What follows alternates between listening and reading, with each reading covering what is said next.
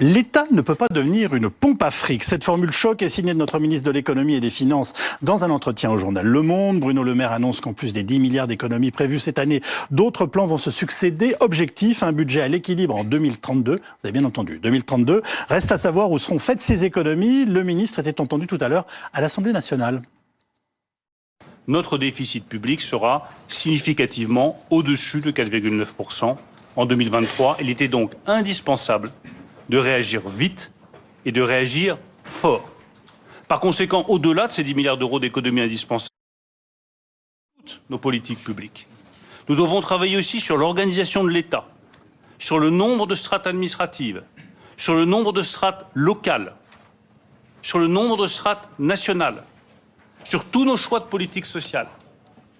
C'est la condition sine qua non pour revenir à l'équilibre de nos finances publiques, comme tous les autres États de la zone euro, d'ici 2032. Il ne s'agit pas de faire uniquement des économies, c'est la structure de notre État, de nos collectivités locales et de notre sécurité sociale qu'il faut interroger en profondeur.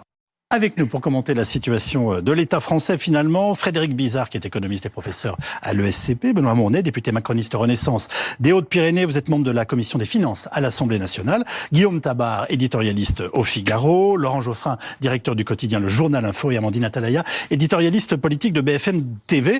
Nous serons rejoints dans quelques instants par Emmanuel Le Chypre. C'est un ministre de l'économie acculé qui finalement nous annonce que nous n'avons pas le choix, il va falloir d'une manière ou d'une autre se serrer la ceinture, Amandine ? Acculé pas que, parce que c'est aussi la marque de fabrique qui est en train de construire Bruno Le Maire, qui veut être un peu le monsieur la rigueur et qui, s'il a des ambitions pour la suite, peut-être pourquoi pas présidentielle, aimerait incarner quelque chose qui n'est pas très fréquent aujourd'hui, à savoir tenir les rênes du budget de l'État. Et donc, il se prête volontiers de toute façon aujourd'hui au jeu des interviews pour aller dire qu'il faut faire des économies, à ce type de phrase pour dire que l'État n'est pas une pompe à fric. Donc, je veux dire par là, il n'est pas complètement contraint, pas du tout même, contraint à ce rôle. Maintenant, la difficulté, ça va être de le faire et d'aller les chercher, ces économies, parce que les pistes qu'il avance ne sont pas extrêmement populaires. On peut en citer 2 ou 3. Il y a par exemple aller creuser et chercher à faire des efforts et des progrès sur l'absentéisme dans la fonction publique. On va toutes les détailler. Voilà, on va toutes les détailler. Les transports médicaux, ne plus les prendre en charge intégralement, etc., etc. Donc, vous voyez, faire rentrer ce type d'idée dans le débat public, bon courage. Et alors, pardonnez-moi, mais c'est bien lui quand même, Frédéric Bizard, et nos dirigeants qui n'ont cessé de creuser ce déficit à coups de milliards quand même ces dernières années. Oui, c'est clair. Parce que c'est gentil aujourd'hui qu'on nous explique qu'il faut absolument le faire, mais il a quand même eu un rôle là-dedans, non, si je ne m'abuse. Le dernier budget de l'État à l'équilibre, c'est 1978, donc on peut penser que tout ça remonte à assez loin. Raymond Barre on a aujourd'hui un niveau de dépenses publiques de 58%. Si on compare par rapport à l'Allemagne, qui n'est pas complètement démembrée en matière de services publics, ils sont à 49%. Oui. Non, je crois qu'il y a d'abord un problème de méthode qui est fait. C'est-à-dire que Bruno Le Maire, et j'avoue que peut-être qu'il y a la réponse sur ce plateau, moi je ne l'ai pas, c'est que je comprends pas très bien pourquoi est-ce qu'il a pensé qu'être excessivement optimiste, je comprends qu'on peut être volontariste, mais excessivement optimiste dans le projet de loi de finances avec un niveau de croissance à 1,4, là où on savait très bien qu'il pouvait pas être au-delà de 1, voire plutôt à 0,8, allait créer cette situation d'être acculé un petit peu dans les cordes, parce que vous êtes obligé dès le début de l'année d'annoncer de mauvaises nouvelles, alors que l'environnement n'a pas changé. Quand j'entends que l'environnement s'est dégradé, moi je pense qu'elle s'est plutôt légèrement améliorée quand on regarde par exemple la situation de l'inflation, où on devrait aller vers un cycle plutôt de baisse des taux. Donc je crois qu'il y a un problème de méthode, on parle d'insincérité, j'irai peut-être pas jusque-là, mais je pense que le gouvernement a été excessivement optimiste, et ça pose un problème de crédibilité. C'est un petit peu comme l'ambiguïté stratégique d'Emmanuel Macron sur la chose. Je pense que c'est excellent de remettre de l'ambiguïté stratégique, mais il y a un problème de méthode où finalement on fait ça tout seul. Donc le problème, c'est que ça devient plus crédible. Et là, c'est le problème du budget. C'est qu'aujourd'hui, il y a un problème de crédibilité du budget. Ce qui pose un problème politique, mais ce qui pose un problème vis-à-vis des agences de notation qui se disent, s'ils changent tous les 2 mois la base de leur budget, c'est peut-être un problème. Là aussi, bien entendu, nous devons y revenir dans quelques instants. Mais je me tourne vers vous, monsieur le député. C'est quand même étrange d'entendre notre ministre de l'économie et des finances vouloir être à ce point rigoureux, alors qu'il a contribué depuis des années, lui-même, avec les équipes gouvernementales, pour des raisons politiques qu'on peut comprendre, ou en tout cas dont on peut débattre. Mais en fait, à creuser tout seul le déficit, non ? Vous ne trouvez pas ça un peu bizarre ? Ces dernières années, le pays a traversé 2 crises considérable sur le Covid et sur la crise de l'inflation. Effectivement, l'État a protégé. Oui, en plus des gilets jaunes. Les compétences pour protéger les emplois. Juste en méthode pour vous répondre. En septembre 2023, quand le budget nous a été présenté, effectivement, les prévisions du FMI, la Commission étaient autour de 1,3. Le gouvernement avait pris une option à 1,4. Les mêmes institutions de prévision aujourd'hui ramènent à 1. Donc l'Allemagne a revu sa prévision, le gouvernement aussi. Bien sûr, nous sommes, nous autres, les parlementaires, un peu contrariés de ce changement en début d'année. Mais en méthode, c'est beaucoup mieux de prendre des initiatives pour corriger la trajectoire dans les programmes dès le début de l'année, pour que les responsables de programmes puissent ajuster. Ce qu'a nous a dit le ministre de l'économie... Attendez-moi, sans être caricatural, mais est-ce que, je sais pas si vous êtes peut-être trop jeune pour avoir connu les Shadocks et les Gibis, mais enfin, là, on a quand même quelqu'un qui a contribué à creuser le trou pendant des années avec des engagements politiques qu'on peut comprendre, et qui nous dit, maintenant, alors, faut être rigoureux, faut absolument qu'on se reprenne en main. Non, parce que... Comprenez que les Français peuvent se poser des questions ce soir, surtout si on leur annonce des nouvelles qui seront pas forcément bonnes. Nous avons voté... Mais là-dessus, c'est plus facile d'être dans l'opposition qu'aux responsabilités. Une loi de programmation des finances publiques. Nous sommes, je le rappelle quand même, à 170 milliards d'euros de déficit public, à 3 000 milliards d'euros de dette publique. Donc, nous ne pouvons pas en rester là, parce que c'est derrière nos enfants et nos petits-enfants qui payent. La charge d'intérêt de la dette, aujourd'hui, c'est presque 50 milliards. Ce sera 75 en 2027. Donc, on a un impératif catégorique à s'attaquer à ce sujet. Moi, je suis ravi qu'il vienne dans le débat public. Ensuite, dans la méthode, on ne remet pas en cause les grandes priorités, l'hôpital, l'école, les grandes lois de programmation régaliennes. Donc le travail d'évaluation et d'efficience de la dépense publique, il va dans le détail. Si vous voulez, on peut y venir. Alors, Laurent Geoffrin, vous vouliez réagir, et par ailleurs, je vais vous faire remarquer que le ministre se défend de mener une politique d'austérité. Ça ressemble ou pas? C'est une bataille sémantique très ancienne. Austérité, rigueur, sérieux, ça veut dire à peu près la même chose. Oui, à peu près. Oui. Il s'agit toujours de faire des économies. Et c'est chacun choisit son terme. Ça peut être plus ou moins brutal, j'entends bien, mais bon, c'est à peu près le même genre. Ce qui est vrai, me semble-t-il, c'est que on a l'impression, à écouter le gouvernement, que c'est la conjoncture. La conjoncture étant moins bonne, il y a un problème. La conjoncture joue un rôle, je ne dis pas le contraire. Mais qui mène la politique? La politique a consisté à faire deux choses. 1, diminuer les recettes, les impôts. 2, augmenter les dépenses. Et une fois qu'on a fait ça, on dit... Mais c'est horrible, il y a un déficit. Vous vous rendez compte? On a baissé les impôts, on a augmenté les dépenses, et il y a un déficit, mais comment expliquer? Et on est dirigé par un inspecteur des finances, le président, et je ne sais plus quelle est la formation de Bruno Le Maire, enfin c'est du même genre, mais alors il raconte des choses aux Français qui sont des blagues, quoi. C'est-à-dire, et on oublie toujours de parler des démissions d'impôts. On n'en parle pas, on dit il n'est pas question de toucher aux impôts. Pourquoi? Parce que les entreprises, parce que les investisseurs, etc. Moi, je veux bien, mais je remarque quand même que dans l'intervalle, le CAC 40 a doublé de valeur sur 10 ans. Oui. Doublé de valeur. Et on nous explique qu'il faut économiser sur les chômeurs. Les chômeurs qui gagnent quoi, 1200 balles par mois, on va raboter sur les chômeurs. Donc, mais vous nous dites, on fait une politique qui soutient les riches pour la faire payer par les pauvres. C'est ce que vous venez de nous dire. On fait une politique de soutien aux riches. Je vais préciser juste. Je suis volontairement caricatural dans les propos que j'utilise. Juste, pour éviter moi de l'être en tout cas. Je comprends bien qu'avec la dette qu'on a, avec le déficit qu'on a, qu'il faille faire des efforts. Oui. Mais là, on parlait de d'où ça vient.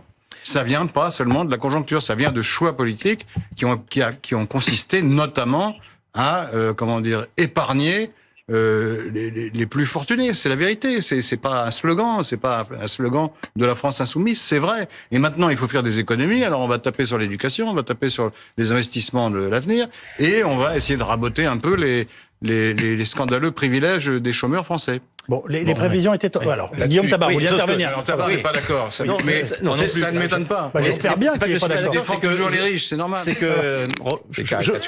Cher Laurent, je pense l'être un petit peu moins que vous. Enfin, pas un petit peu moins que vous, beaucoup moins que vous. J'ai dit ça en souriant. Oui, mais vous le dites quand même, c'est une manière de glacer ça. Donc bon, mais c'est vos méthodes habituelles, ça ne me surprend pas.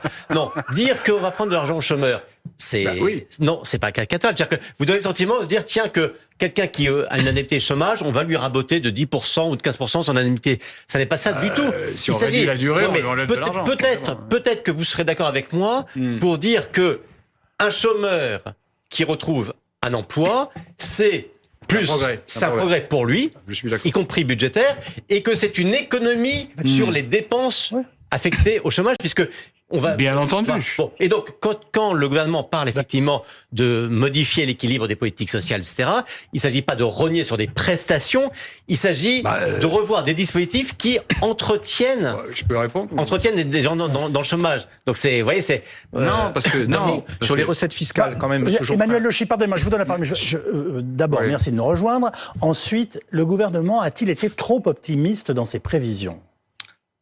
C'est toujours facile à dire. Et l'a-t-il fait d'une certaine façon sciemment ? Non, parce que la réalité, par exemple, c'est que si vous prenez sur les 3 dernières années, il y a eu 2 années au cours desquelles le gouvernement avait présenté des prévisions assez au-dessus du consensus des prévisionnistes et qu'on disait oui, comme à chaque fois, il nous fait le coup, il gonfle la prévision de croissance parce que ça lui simplifie la vie en matière de préparation du budget. Et la réalité, c'est que il a eu raison. Voilà, c'est que ces 2 années-là, la croissance a été effectivement supérieure à ce qu'on attendait. Et là, voilà, donc pour le coup, dire qu'il a été trop optimiste, oui, il a été cette fois-ci trop optimiste. Mais il faut pas forcément y voir, si vous voulez, de la manipulation ou tout ça. Après, quand vous regardez effectivement, moi, ce qui me fascine le plus, c'est de voir quand même que le discours qui nous est servi là.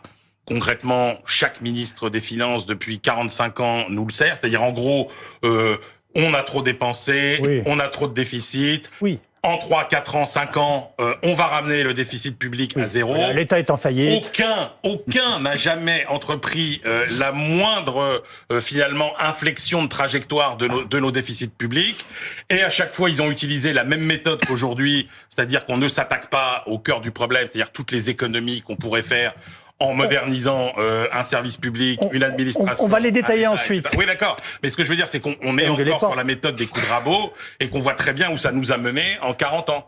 Il y a un pays qui a le niveau le plus élevé de dépenses publiques, de protection sociale, d'imposition et dont le niveau de vie a le plus décroché par rapport à tous les autres grands pays. Donc il y a un moment où on peut s'interroger et se poser les bonnes questions. Eh bien, cher Emmanuel, on va voir ce qu'en pense le président de la Commission des Finances de l'Assemblée nationale. Bonsoir Éric Coquerel, merci beaucoup de nous rejoindre à distance. Bonsoir. Sur quoi attendiez-vous des réponses des ministres de l'économie et des comptes publics que vous avez auditionnés cet après-midi à l'Assemblée et surtout, les avez-vous obtenues, ces réponses ? Oh, pas vraiment, parce qu'en fait, en réalité, on a eu à peu près ce qui est dit depuis plusieurs jours sur les raisons de cette baisse de dépenses publiques et sur la manière dont assez flou tout ça va être réparti. Je dis assez flou parce que pour l'instant, on n'a franchement pas les détails. C'est-à-dire que chaque ministère se voit attribuer une baisse de dépenses publiques et c'est à lui d'essayer d'aller les chercher. Alors, une première chose, c'est que Bruno Le Maire m'a pas convaincu aujourd'hui. C'est-à-dire que sur le premier débat, qui est de dire comment ce gouvernement il y a 2 mois a osé présenter. Je dis bien présenter, puisqu'on n'aurait même pas débattu ni voté avec le 49.3, mais a osé présenter l'Assemblée nationale un budget dont à peu près tous les observateurs, moi j'en faisais partie, mais vraiment j'étais vraiment pas le seul, disaient qu'il était basé sur une croissance absolument impossible. Voilà. J'entendais tout à l'heure, je sais pas qui parlait dans votre studio, on nous parle du chiffre du FMI qui était 1,3. Oui, sauf que c'était 1,3, c'était la marge haute, c'est-à-dire que il y avait le FMI hésitait dans ces chiffres. Par contre, la Banque de France hésitait pas du tout. Elle annonçait 0,8, 0,9. La haute autorité des finances publiques également, donc à peu près tout le monde était d'accord pour dire que jamais il y aurait un 4. Et je pense que le gouvernement, soit le savait, et c'était une manière, si vous voulez, de faire passer la pilule, c'est-à-dire au moment du débat, par exemple, on peut afficher un excellent bilan en termes de programme écologique, soit il se trompe, et s'il se trompe, on peut peut-être penser qu'il continue à se tromper, et il devrait avoir au moins l'humilité de le dire. Donc ça, c'est un premier problème. Et le deuxième problème, c'est un problème macroéconomique. Moi, je ne crois absolument pas que au moment où vous avez un reflux d'activité économique dans le monde et en France également, vous baissez le feu des dépenses publiques. Pourquoi ? Parce que les dépenses publiques, c'est aussi des recettes. Ça fait fonctionner l'économie. C'est par exemple grâce aux dépenses publiques que après la crise des subprimes, la France n'était pas rentrée en récession économique. Et là, c'est exactement ce qu'on fait, je pense, de manière totalement décalée et à mon avis, qui annonce des lendemains difficiles. Éric Coquerel, la France doit-elle, oui ou non, faire des économies dans son fonctionnement ? Non, je crois pas. Non, je pense que de ce point de vue-là, j'allais dire, il y a plus d'os à ronger, j'allais dire. Voilà, dans les économies qui ont été faites ministère après ministère. Et on peut regarder d'ailleurs en détail, parce qu'après c'est très difficile d'aller chercher. Par exemple, je vous entendais, je sais pas qui disait tout à l'heure, on a préservé l'éducation. Bon, l'éducation va être touchée par plus de 700 millions d'euros en moins de budget, dont quasiment, plus la moitié sur les effectifs. Comment dans ces cas-là, on va par exemple répondre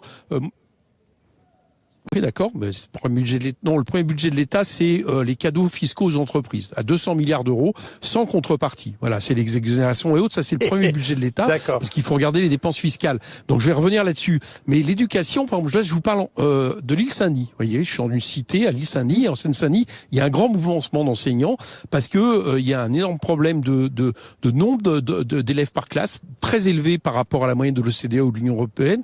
Un problème d'encadrement avec les CPE, les AED, c'est les auxiliaires, c'est les enseignants pions, si vous voulez. Bon, etc. Bon, les AESH qui s'occupent des handicapés. Là, on nous dit qu'on va baisser, on va raboter 450 millions d'euros sur les effectifs. Qui va croire que ça va être indolore? Moi, je n'y crois absolument pas. Et donc, le gouvernement a fait le choix, non seulement, à mon avis, absurde en matière macroéconomique, de baisser les dépenses publiques dans une année où, au contraire, je pense que c'était vraiment pas à faire.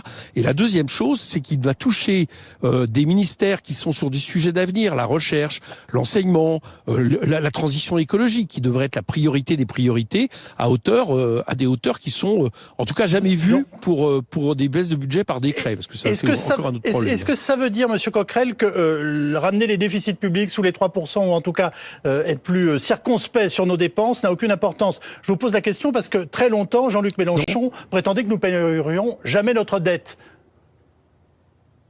Oui, ce qui est vrai, on payera jamais le stock de la dette, je peux vous le dire. Et d'ailleurs, lors d'un projet de loi de finances rectificative, mon prédécesseur, qui est aujourd'hui macroniste, qui est le président de la commission des finances, l'a même admis. On ne rembourse jamais le stock de la dette. Je peux vous le dire, c'est-à-dire que vous avez une dette perpétuelle et on rembourse les intérêts de la dette, qui sont à prendre en considération de manière indéniable. Mais les intérêts de la dette, par exemple, ne nous mettent pas en ruine. Et prenons un exemple aujourd'hui, les Américains, par exemple, les États-Unis ont choisi de laisser leur déficit filer et ils ont de ce point de vue-là un taux de croissance qui est largement supérieur. Il y a un décrochage avec l'Europe. Alors vous me direz c'est les États-Unis, mais ce qui est intéressant c'est que pour eux c'est pas l'alpha oméga manifestement. Moi je crois que en ce moment c'est pas la dette qui devrait être notre priorité. Voilà, je le dis très clairement. Je pense que vouloir à tout prix baisser la dette de manière drastique, surtout après une augmentation de la dette qui a été due au fait que, je vous le rappelle, on a quasiment nationalisé tous les emplois de ce pays. C'est pas venu du fait de trop de dépenses. Et j'entendais Laurent Geoffrin dire une chose juste aussi, c'est qu'on a aussi baissé les recettes. C'est aussi une des explications de la dette. Donc, je pense pas que cette année, ça devait être la priorité. Et la priorité, me semble-t-il, par exemple, c'est toujours la transition écologique, la rénovation thermique, un plan pour le rail, etc. Ça, c'est des priorités qui sont plus importantes. Et je termine là-dessus. Si on veut vraiment réduire le déficit, dans ces cas-là, qu'on aille un peu prendre à tous ceux qui se sont considérablement enrichis sous Emmanuel Macron. Rendez-vous compte que les 5 milliardaires les plus riches de ce pays ont vu leurs revenus doubler en 5 ans. Je ne sais pas si vous vous rendez compte de ce que ça veut dire, soit par des cadeaux fiscaux, soit par le fait de gagner plus. Donc là, il y a peut-être matière quand même à demander un peu plus d'efforts à ces gens-là. Je sais que je dois vous laisser filer et on va poursuivre notre débat, mais est-ce que vous attendez quand même, et en quelques mots s'il vous plaît, un printemps social tendu? Et d'ailleurs, est-ce que vous le souhaitez? Oui, je pense qu'il va être tendu. D'ailleurs, je vois par exemple le mouvement des enseignants qui se développe tout simplement parce qu'il y a un problème de pouvoir d'achat dans ce pays, que le gouvernement manifestement en plus veut s'attaquer, au lieu de s'attaquer, je vous dis, à des revenus qui existent dans les dividendes qui explosent comme jamais. C'est les chômeurs qui vont être à qui on va demander de contribuer davantage avec moins d'indemnités et moins longtemps. Je crois que les retraités aussi, il en est question, n'indexant plus les retraites. Donc je crois qu'à un moment donné, tout ça va exploser. Mais au-delà, là, moi je vous parle au niveau de la présidence de la Commission des finances, au-delà du mouvement. C'est surtout, d'un point de vue économique, quelque chose qui ne tient pas la route. Je termine là-dessus. Vous savez pourquoi? Je vous entendais dire le taux de croissance l'an dernier, finalement, il a été finalement assez proche de ce que disait le gouvernement par rapport à l'Allemagne, notamment, qui est en récession. Et la raison, c'est que en France, il y a quand même un bouclier social qui permet justement d'alimenter la consommation populaire. Il y a des dépenses publiques qui nous ont permis de mieux tenir que les Allemands, qui aujourd'hui, eux, s'interrogent sur le fait peut-être que la question de réduire les déficits, ça peut pas tout guider dans une économie. Donc j'ai l'impression qu'on fait le chemin avec l'inverse de ce que peut-être on est en train de faire, ou en tout cas de réfléchir outre-Rhin. Merci, Monsieur le Président de la Commission des Finances de l'Assemblée nationale, d'avoir pris la parole dans cette émission. Un point sur les baisses d'impôts, juste sur les baisses d'impôts. Il ne faut pas confondre baisse d'impôts et baisse de recettes fiscales. Ah, merci. Parce que la réalité, c'est qu'on a baissé les niveaux d'imposition, mais que ça a généré davantage de recettes fiscales par un mécanisme assez vertueux qui est que quand vous libérez de l'imposition sur tout un tas de secteurs. Vous faites la différence entre impôt direct et impôt indirect? Regardez, la preuve, c'est que le taux de prélèvement obligatoire n'a jamais été aussi élevé que l'an dernier. C'est-à-dire que l'an dernier, on avait des recettes fiscales qui étaient supérieures aux prévisions. Eric Coquerel veut les augmenter, visiblement. En tout cas, sur les plus riches. Ne confondons pas recettes fiscales et taux d'imposition. Ce qui compte, c'est combien ils rentrent dans les caisses de l'État. Et en baissant les impôts, vous rentrez plus d'argent dans les caisses de l'État. Merci, parce que vous répondez à ma place à Laurent Geoffrin sur ce point. Le taux d'IS a baissé, les recettes ont augmenté, la TVA a augmenté, parce que l'activité a augmenté. Mais je peux pas laisser dire, je peux pas laisser dire que ce serait un budget d'austérité. Il y a en fait une réduction d'augmentation de la dépense. Sur la transition écologique, dans le budget 2024, c'est plus 8 milliards d'euros. Il faudra l'expliquer aux chômeurs et aux fonctionnaires, monsieur le député. En 2023. Je vous dis ça sans démagogie. C'est une hausse, c'est une moindre hausse que ce qui était initialement prévu. Donc c'est pas tout à fait la même chose. Quand on entend Eric Coquerel, quand même, c'est curieux, maintenant il nous explique que le modèle américain est formidable. Mais dans le programme présidentiel... Il aime bien le modèle allemand aussi. C'est 250 milliards de dépenses, 130 milliards de matraquage fiscal supplémentaire. Par exemple, pour un ouvrier de l'automobile qui gagne 2000 € par mois, avec la suppression des allègements sur les heures supplémentaires, ce serait 150 € de plus par mois. Donc la question c'est, on a eu un résultat de politique économique en ayant créé 2 millions d'emplois. On a une économie qui se porte bien. Le pouvoir d'achat a plus augmenté, c'est la vérité des prix, en France que dans les autres pays de la zone euro. La question c'est, est-ce qu'on continue à laisser filer le déficit ? Ou est-ce qu'on prend en compte que l'activité économique baisse un peu et qu'on doit ajuster le niveau de dépenses publiques? Ensuite, il ne faut pas le faire n'importe comment. C'est pas une politique du rabot. Il faut aller dans le moteur des dépenses publiques pour faire des choses utiles. Je vous donne un exemple. Nous avons dans ce pays des problèmes de productivité du travail liés à la non prise en charge ou la prise en charge trop tardive de nos pathologies mentales. Attaquons-nous à ce sujet et on gagne en productivité du travail. Un autre exemple, si vous me permettez, sur les baisses de dépenses.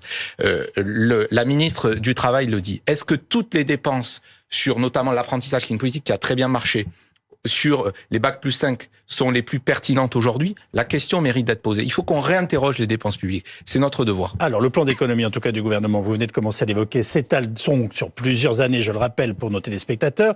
Mais dès 2024, 10 milliards devraient être trouvés. Où le gouvernement va-t-il les prendre exactement? Nous allons voir ça en détail avec notre séquence des éclaireurs.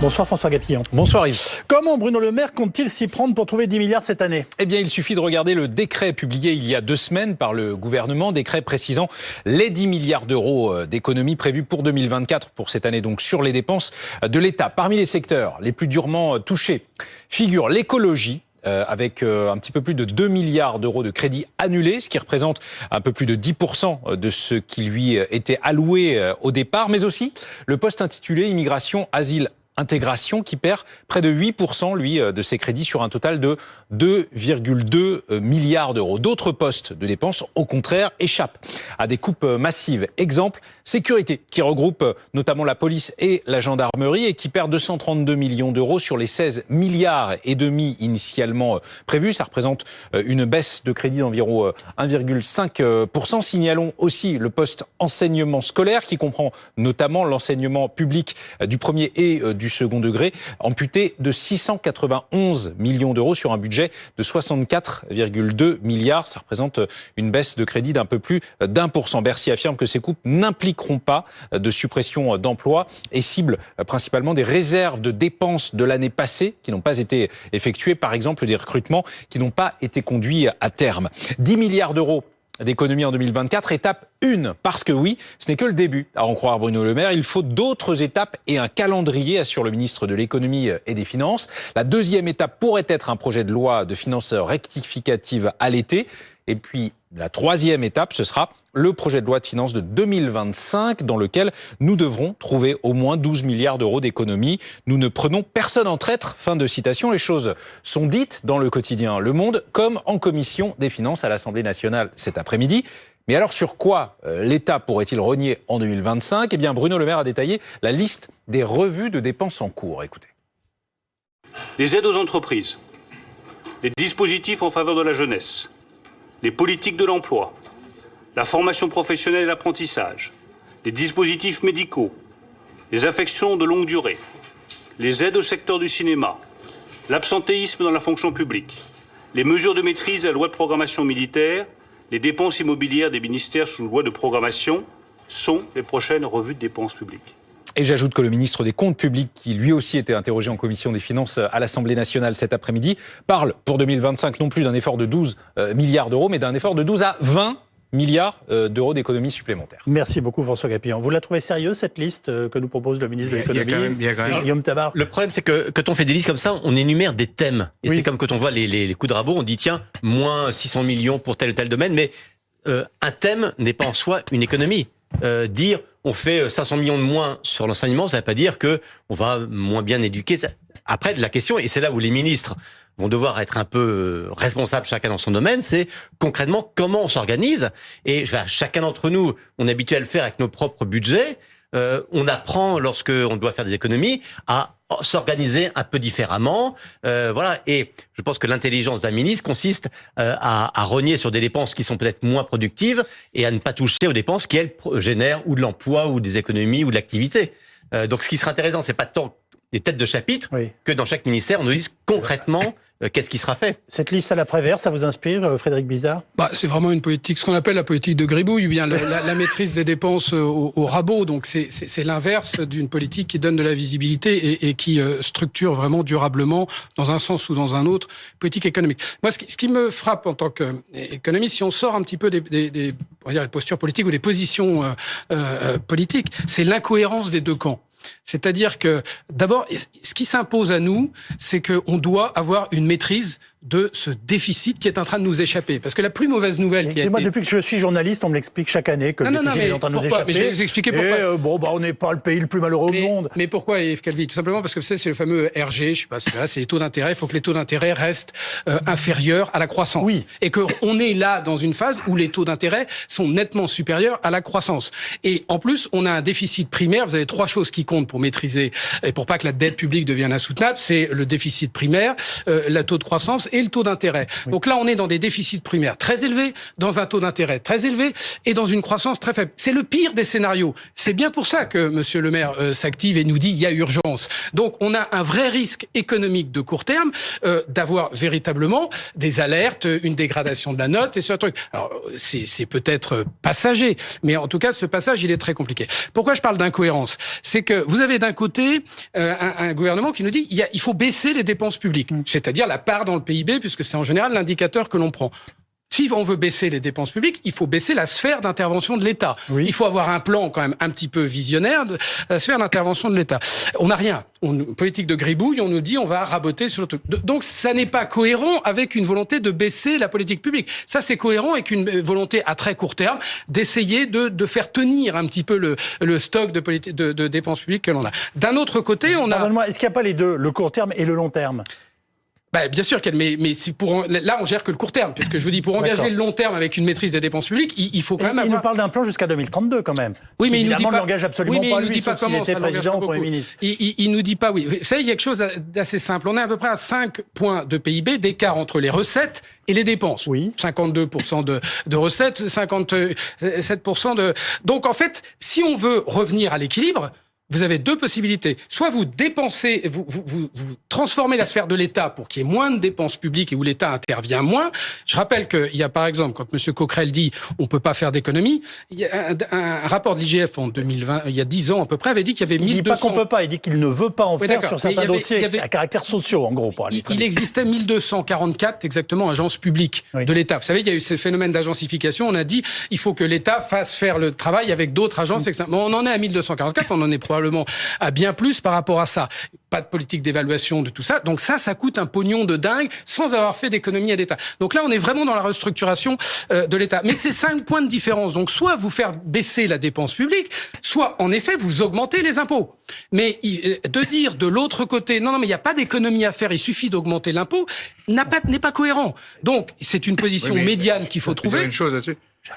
Allez-y. Il y a quand même une chose bizarre, c'est que je repars de la liste à la Prévert. Oui. Je comprends qu'on le fasse, on a raison de le faire. Mais pourquoi on l'a pas fait avant?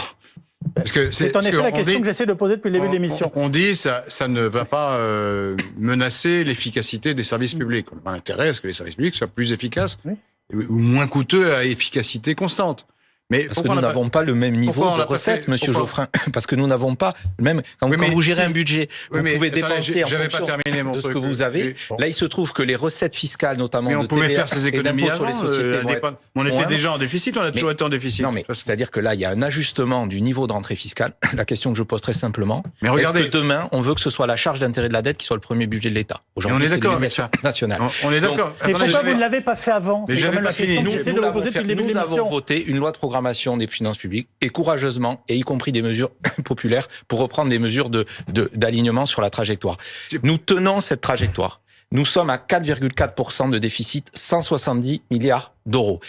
58% de dépenses publiques, champion du monde de la dépense publique, champion d'Europe des prélèvements obligatoires. Donc il faut voir d'où l'on part. Et donc on a protégé très fortement pendant les crises, on continue sur des grandes priorités de services publics, sur le régalien. Le budget de l'armée a doublé, l'école, l'hôpital. Mais alors, pardonnez-moi, il faut interroger les grandes priorités, parlons-en, pardonnez-moi, je vous interromps, mais 2 milliards en moins sur l'écologie. Non, c'est 2 milliards en moins par rapport aux 10 milliards en plus qui étaient prévus. On fera plus 8. C'est ça la vérité. Bah oui, le budget. Non, mais il faut. Ça fait 2 milliards en moins. Vous m'excuserez. C'était 30 l'année dernière. Ça devait être 40, ce sera 38. Donc le tableau que vous présentiez tout à l'heure, de ce point de vue-là, il faut l'expliquer. Il y a une réduction de l'augmentation sur ma prime rénov'. Vous réduisez les investissements. Non mais ok, mais parce qu'on n'a pas les moyens de payer au niveau de ce qui était prévu, compte tenu de la moindre recette. Vous nous annoncez des économies. C'est assez simple, c'est de bon sens, toutes les familles le comprennent. Laissez terminer vos. Vous nous annoncez les économies qu'on aurait pu faire avant. Donc c'est pas si bien géré que ça, faut être honnête. Les recettes sont moins que prévues. Non, mais je parle pas des recettes, je parle exemple, vous dites il y a trop de transports médicaux, ça coûte cher, ça coûte 3, 4, 5 milliards par an. Il faut regarder, parce que l'ambulatoire... Si on pouvait faire moins, il y a 2 ans, donc pourquoi vous l'avez pas fait avant? Non, mais parce que ça revient ensuite. Laurent, ça revient. Emmanuel Le Chip vous répond. Et ensuite, vous nous expliquez, on va couper dans les investissements. Mais c'est embêtant de faire ça. Il vaut mieux avoir une meilleure efficacité de l'État. On peut aller dans le détail sur les Emmanuel Le Chip, parce que ça reviendrait à faire ce qu'on ne fait pas depuis 40 ans. C'est-à-dire que, moi j'entends, là on va passer en revue des budgets, on va aller chercher des économies qui vont se chiffrer en dizaines ou en centaines de millions d'euros, alors que l'enjeu c'est des dizaines de milliards d'euros à aller chercher. Mais ça demande une seule chose, c'est-à-dire qu'effectivement, là on fait ce qu'on a toujours fait depuis 40 ans et qui nous a conduit dans cet état catastrophique des finances publiques. Donc je vous prédis d'ores et déjà que, comme ses prédécesseurs, parce qu'il ne procède pas autrement, Bruno Le Maire ne ramènera pas l'équilibre dans les comptes publics français. Sauf si nous arrivons au plein emploi. Mais alors, c'est bien l'objectif. Si on arrive au plein emploi, mais vu la conjoncture, c'est pas évident. La réalité, c'est qu'il faut effectivement, Frédéric a raison. Le mal français, c'est quoi? C'est qu'on a une sphère publique qui coûte beaucoup trop cher par rapport à son efficacité. Que l'inefficacité, elle est où? Et c'est là le drame. Parce que effectivement, on a l'impression qu'on manque de moyens. C'est que vous avez quelque part des surcoûts considérables entre le ministre et les agents du service public qui sont sur le territoire. C'est-à-dire que vous avez à la fois des agents du service public qui sont dans tous les métiers les plus pauvres d'Europe. On a les profs les plus mal payés, les policiers les plus mal payés, les infirmiers les plus mal payés. Donc on se dit il faut encore plus d'argent. Et en fait, c'est entre les deux que les gaspillages se font. C'est très simple. Imaginez ce que seraient les gaspillages d'argent public dans vos cauchemars les plus fous et dites-vous que la réalité est encore au-delà. C'est-à-dire que si vous allez à l'hôpital, Frédéric, il pourrait vous raconter des tas d'histoires invraisemblables. Si vous allez dans les ministères, on pourrait vous raconter des tas d'histoires invraisemblables prenez l'exemple qui a été cité peut-être sur les agences. Tous ces gens dans des agences, à quoi ça sert? Il y a des dizaines de milliers de postes de fonctionnaires qui pourraient être supprimés sans toucher à la qualité du service public et en faisant beaucoup d'économies. Vous venez de dire quoi? Qu'on a des faux boulots? Mais il y a honnêtement des tas de ministères dans lesquels vous avez des doublons, voire des triplettes, avec des gens qui font les mêmes choses dans des structures parallèles, dans des structures différentes, et que tout ça je veux dire, c'est tant qu'on ne touchera pas à ça, et on n'y touche pas.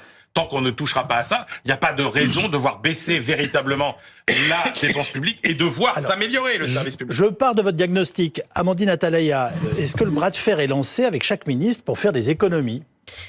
Ils n'ont plus trop le choix de toute façon puisque le couperet est tombé. Donc après, il y a les ministres politiques qui arrivent un peu à se battre et à obtenir davantage. Par exemple, Éric Dupond-Moretti est plutôt crédité d'avoir su à la justice se battre avec Emmanuel Macron et d'avoir réussi à obtenir des crédits. Là où par exemple, l'ancien ministre de la Santé, François Braun, qui était un médecin, qui était du terrain, était réputé pour ne pas être un battant absolu et donc pour ne pas obtenir toujours les crédits qu'il aurait pu obtenir. C'est pas aussi simple que ça.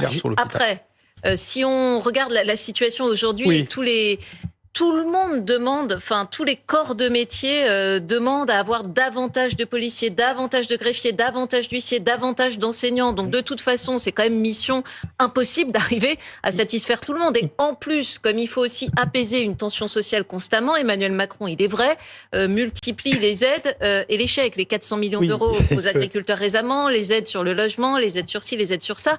Et donc ça fait autant d'injonctions contradictoires pour un président qui, juste, je le rappelle, avait promis qu'il réformerait une réforme de l'État. Hein. Ça faisait quand même partie des promesses initiales d'Emmanuel Macron. Et là-dessus, il y a eu un manque de courage absolu. Ça ne s'est jamais fait.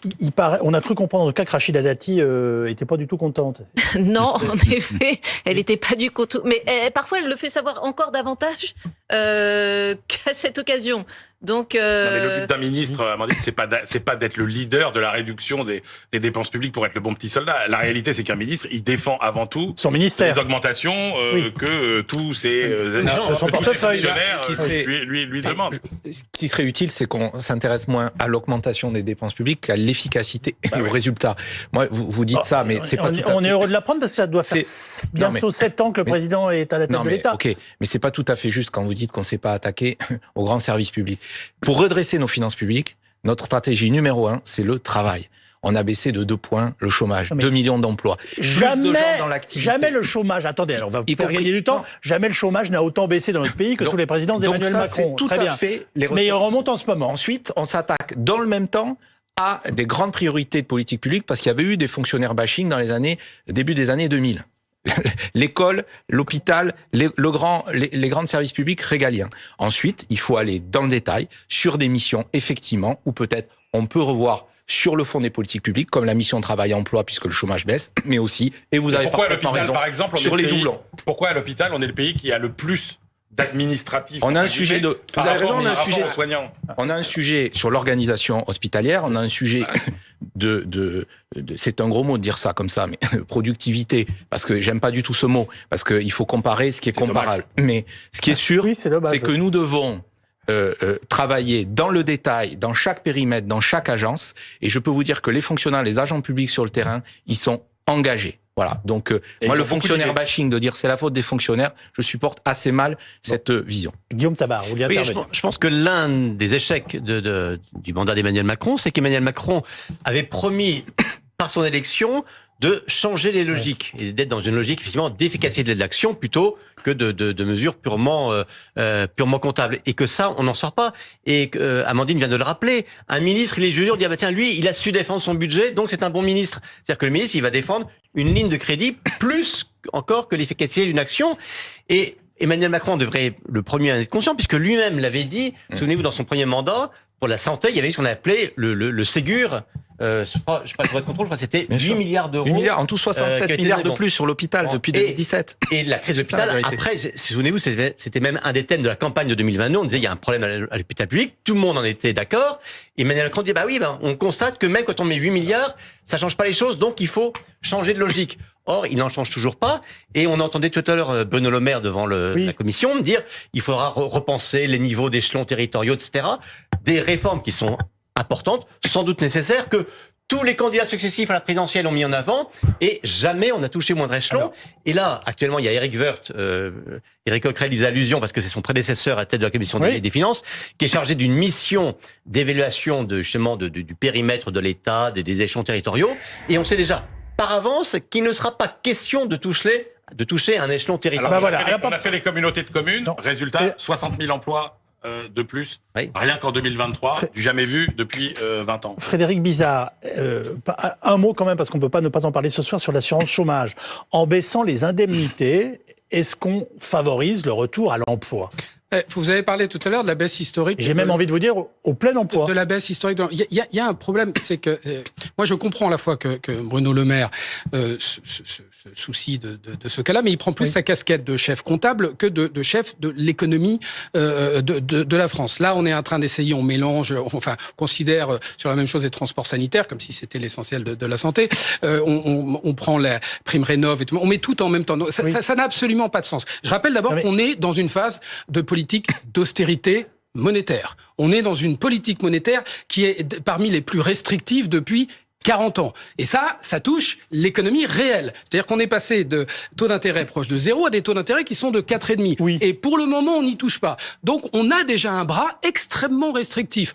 En général, on est plutôt tous d'accord entre macroéconomistes là-dessus, on sait bien que il faut mieux être contracyclique, c'est-à-dire que dans des moments de faible croissance, c'est pas le moment de faire des économies. On laisse se creuser le déficit pour que lorsqu'on est dans des phases de croissance plus importantes, là, on revient dans une phase excédentaire. Mais le problème, c'est que nous, on fait des politiques qui ne sont pas des politiques d'austérité, mais quand même qui donnent l'impression à la population qu'on est dans une phase d'austérité. Parce que je parlais tout à l'heure de cohérence et de message, mais c'est important parce que la population qui nous écoute, elle se dit mais en fait, on va aller vers de plus en plus d'économies et donc il faut plutôt que j'épargne, plutôt que je dépense. Donc le message est l'inverse de ce que l'on veut, de ce que l'on veut utiliser. La même chose pour le chômage.